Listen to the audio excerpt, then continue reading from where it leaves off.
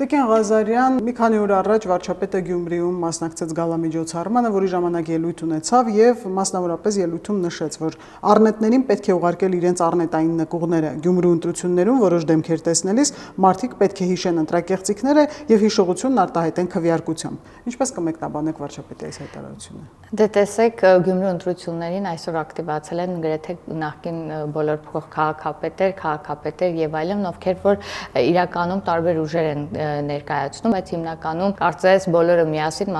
պայքարում են հենց մեկ ուժի դեմ, դա Քաղաքացիական պայմանագիր կուսակցության եւ նրա տեխնացուի դեմ են պայքարում, ինչը ինչ որ տեղել շատ հետաքրքիր ընտրապայքար է իրենից ենթադրում, քանի որ մրցակցային իրավիճակ է ստեղծում, իրականում ոչ թե 9-1-ի դեմ, այլ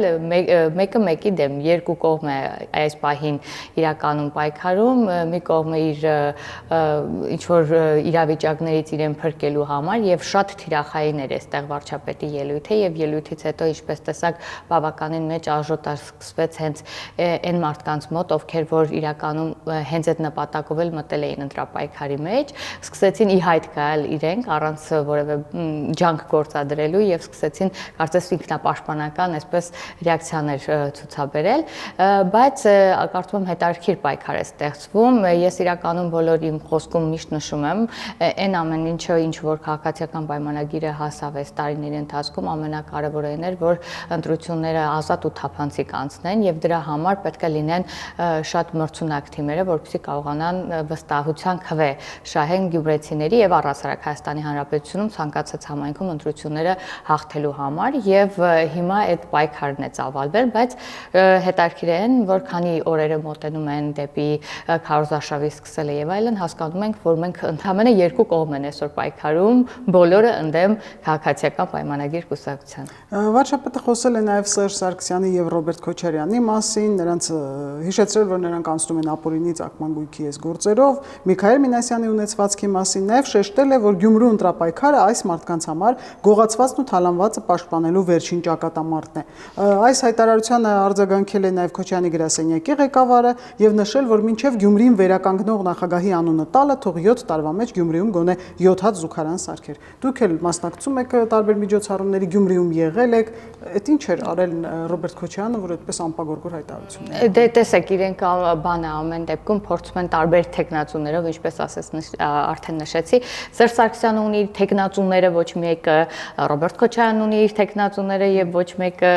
մի հոգի եւ այսպես փորձում են պայքարել են ամպորինի գույքերի դեմ, որ այդ ընթացքում Գյումրիից գողացվել եւ այսպես ասված օգտագործվել են եւ այո, բոլորի հայտարարություններից արդեն պարզ է դառնում, որ հենց պայքարը դրա համար էր, ուղղակի իրենք ամաչում են իրենց դեմքերով կոնկրետ տեխնացու առաջադրել, բայց երբ նայում ես ընտրարշավի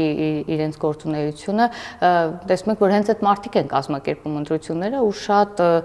բան է հետաքրքիր, որ ես մտածում եմ, որ ժողովուրդը դա չի նկատում կամ չի տեսնում։ 18 թվականից հետո բոլոր գյումրեցիները կփաստեն, այսքան ժամանակ մենք Գյումրիում ոչ միայն այս ընտրությունների պատճառով ենք եղել, շատ տարբեր առիթներով եղել ենք Գյումրիում եւ գյումրեցիները բոլորն են փաստում, որ 2018 թվականից առաջ եւ հետո Գյումրին զգալիորեն փոխվել է։ Իսկ 2018-ից հետո մենք ականատես ենք եղել, ինչքան էլ կոալիցիայով ենք եղել իշխանության եւ այլն, այնուամենայնիվ Գյումրին էական փոփոխություն է կրել։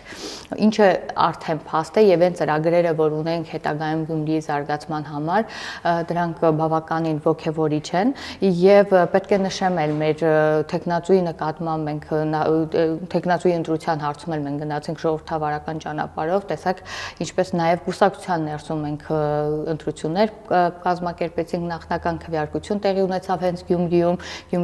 գյումրեցին ընտրեց իր տեխնացուին եւ այսօր մենք այդ տեխնացուով էլ հենց առաջ ենք գնում եւ կարծում ենք, որ մեր տեխնացուն այն ամենալավագույնն է, որը որ կարող է ներկայացնել Գյումրիի շահը, որովհետեւ ինչի հենց մեր Սարիկը, որովհետեւ Սարիկը երկար ժամանակ քաղաքական գործունեության մեջ է եղել, գյումրեցու հետ անընդհատ շփման մեջ է եղել, գյումրեցին գիտի Սարիկի աշխատանքի ոճը, ձևը, կարծում եմ իդեալական տարբերակ է գյումրեցու համար Սարիկին ընտրել որպես քաղաքապետ, հստակ իմանալով, թե ինչքան նվիրված է Գյումրու զարգացման գործընթացին։ Վարչապետը գրառում է արել Facebook-յան եւ նշել, որ երկու կիսամաշ դեմքեր իրենց շրջապատով վիճում են, թե ով է ինձ իշխանության բերել։ Ինձ իշխանության ոչ ոք չի բերել։ 2018 թվին ժողովրդական ոչ բռնի Թավշյա հեղափոխությունը իշխանությանը բերել ժողովրդին։ Բայց Ռոբերտ Քոչարյանը եւ Սերժ Սարգսյանը իրար վրա են գցում եւ ասում են, են օրինակ Ռոբերտ Քոչարյանի գրասենյակի ղեկավարը հայտարարեց, թե 2018-ին, եթե Ռոբերտ Քոչարյանը լիներ իշխանության ղեկին, թույլ չէր տա, որ Նիկոլ Փաշինյանը գա, չէր հանձնի իշխանությունը, իսկ Սերժ Սարգսյանը հանձնեց։ Ինչու է այդպես։ Ես զարմանում եմ, որ նման խոսակցություններ են իրենք առաջ տանում, որովհետև մենք ակնհայտ էր, չէ, որ ժողովուրդը բերեց իշխանության մեզ Նիկոլ Փաշինյանին, ժողովուրդը բերեց։ Ես գրեթե այսքան ժամանակ չեմ հանդիպել որևէ մեկին, որ կասի, որ ես հեղափոխությանը չեմ մասնակցել, անկեղծ եմ ասում, հիմա կարող եմ մի փոքր կեսը դեղացած, կեսը բան խոսում են եւ այլն, բայց պետք է ընդունենք, որ հենց ժողովուրդը բերեց ու դա աներբ է, հիմա ինչ էլ ուզենան ասել, մեկը մյուսին մեղադրի, ամեն դեպքում փաստը մնում է փաստ, որ ժողովուրդը ոտքի կանգնեց եւ իրենք ուղղակի այլ տարբերակ չունեին այդ դեպքում իշխանությունից չհեռանալու։ Իսկ նման մեղադրանքները կարծում եմ իրենք իրենց մեջ պետք է կիսեն, թե ինչ են որոշել իրար այսպես բան անել, կարծում եմ ընտրություններից առաջ փորձում են դոմինանտ դիրք գրավեն, որպեսզի կարողանան 2026 թվականին որևէ կերպ մտնել ընտրապայքարի։ Սա է հիմնական պատճառը, կարծում եմ, իմ կարծիքով։ Առայժմ այս մասն եմ ես տեսնում իրենց կողմից, բայց հետագայում կհասկանանք, թե ինչ ունեն կիսելու իրար մեջ, ուղղակի պետք է չխառնվել, թողնել, թե տեսնենք ինչ կբացահայտեն միմյանց նկատմամբ հետաքրքիր է։ Իսկ ինչու հենց հիմա բացահայտվեց, հա, այս փոխհրաձգությունը նրանց միջև։ Ինչու հիմա չեմ կարող ասել, բայց զգացել եմ, որ արդեն լարվածություն կա եւ դա ազգային ժողովի նիստերում էլ է երևում, ելույթներից եւ այլն, ճիշտ ասած նախորդ հայտարարությունների ժամին էլ էի սպասում, որ արդեն դուրս են գալու, սկսեն իրար դեմ հայտարարություն անել, որովհետեւ ելի եմ ասում, երևի ընտրություններին ընդառաջ ուզում են ավելի այսպես ընդդիմադիր կերպարի մեջ մտնել, որպեսզի կարողանան ընտրություններին որևէ արդյունք գրանցել։ Վերադառնալով Գյումրու ընտրություններին, Սարիկ Մինասյանին ինչպես է ժողովուրդը ընդունում եւ ինչ ակնկալիքներ ունեն իրենից գյումրեցիները։ Դե Սարիկ Մինասյանին եկեք դիտարկենք որպես տեխնացու առանձին այսպես վերցրած որպես թիմ առհասարակ թիմ ընտրություններում շատ կարեւոր է հենց առաջին համարի բարոյական կերպարը, աշխատելու ունակությունը, նվիրվածությունը եւ այլն, իսկ Սարիկ Մինասյանը բոլոր այս կետերով կարծես անցնում է եւ Սարիկ Մինասյանին մարդիկ հիշում են որպես դրական Գյումրում նվիրված, ոչ մի քրեական անցյալ չունի, տարբերություն մյուս բոլոր տեխնացուների, ամբողջ ընթացքում եղել է նաև падգամավոր, գիտեք, եղել է նաև միասնական սոցիալական ծառայության ղեկավար եւ ամբողջ ընթացքում շատ նվիրված իր աշխատանքին աշխատել է եւ գյումրեցին բնականաբար այդ դրական ազդակները Սարիկ Մինասյանից ունի եւ մենք համոզվեցինք նաև նախնական քվեարկության ժամանակ, թե ինչ լավ արդյունքներ ապահովեց Սարիկ Մինասյանը, մեր մյուս գործընկերները եւս ունեին լավ արդյունքներ, բայց Սարիկ Մինասյանը ակնհայտորեն առաջ անցավ, այնպես որ մարտի 30-ին սպասում ենք, որ գյումրեցին իր ընտրությունը կվերահաստատի։ Եվ առանձնահատուկ ակտիվություն են ցուցաբերում ապօրինի գույքով անցնող տեխնացուները կամ տեխնացու առաջադրած ուժերը, մասնավորապես Վարդան Ղուկասյանը արդեն համարում է, որ ինքը բացարձակ հաղթանակ է տանելու, Սամվել Բալասանյանը, որը գտնվում է հետախուզման մեջ, բայց հայտարարությամբ է հանդես եկել եւ ասել, որ իր համբերության բաժակը լցվել է, այ խնդրեմ այս հայտարարությունները։ Տեսեք,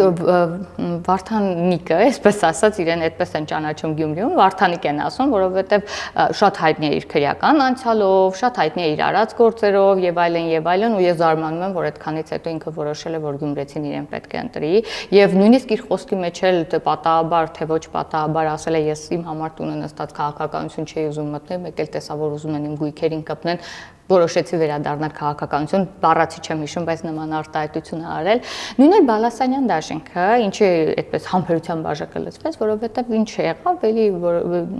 գիտեք, այսօր էլ գործ կա, այսօր էլ ապօրինի ծագում ունեցող գույքով իրենք են անցնում եւ բնականաբար այդ թիրախային այդ ելույթը վարչապետի հենց իրենք վերցրեցին իրանց վրա։ Միշտ այդպես է չէ լինում, երբ որ միտեղ մեղավոր ես լինում, ակնհայտորեն ինչ խոսվում է, կարծես բան ես անում էլի, ընդունում ես քո անձին եւ այս դեպքում եւս։ Ու ես զարմանում եմ, որ Վարդանիկը կոնկրետ հույս ունի, որ գյումրեցին իրեն կընտրի, էլի, այսքանից հետո, այսքան իրեն ճանաչելուց հետո, իսկ Բալասանյանի մասին ամենակարևորը այնքան հետաքրքիր է, որ երկուսն էլ տարբեր կուսակցությունների հարել են կամ աշխատել են տարբեր իշխանությունների հետ։ Բալասանյանը, ասենք, ՕԵԿ-ից հանրապետական կուսակցություն, ՕԵԿ Հայաստանի հանրապետական կուսակցություն, հետո սկսեց կոալիցիա մեր հետ աշխատել, ասենք, այս ամեն ինչը ու հետո էլ Գյումրին ինչպես հիշում եք, թողեց բախտի կմայջույքին եւ ուղակի հեռացան, այս ամեն ինչը հերթականությամբ գյումրեցին ախր շատ լավ հիշում է, էլի, ես չեմ ուզում անընդհատ